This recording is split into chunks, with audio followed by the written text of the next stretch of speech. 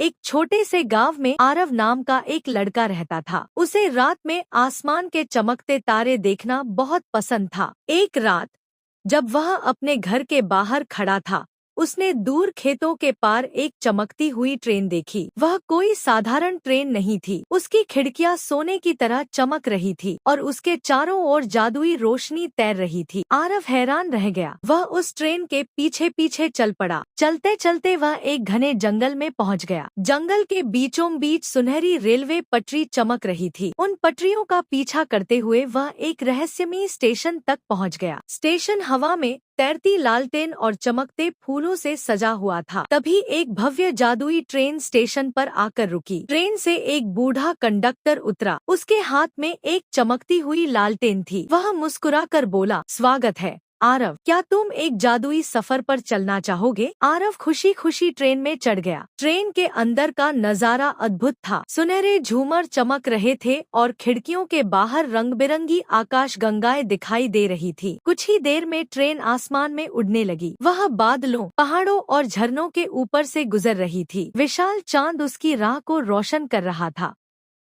आखिरकार ट्रेन एक तैरते हुए द्वीप पर पहुंची। वहां सुंदर परियां और जादुई जीव आरव का इंतजार कर रहे थे।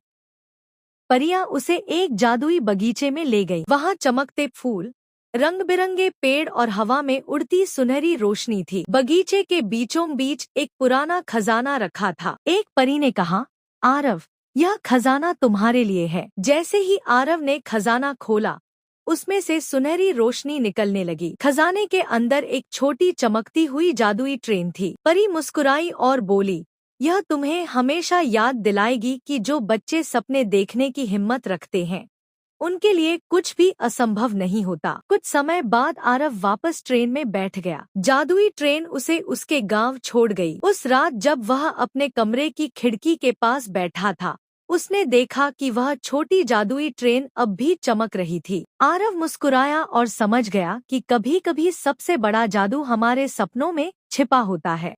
जो लोग अपने सपनों पर विश्वास करते हैं, उनके लिए दुनिया में कोई भी मंजिल दूर नहीं होती।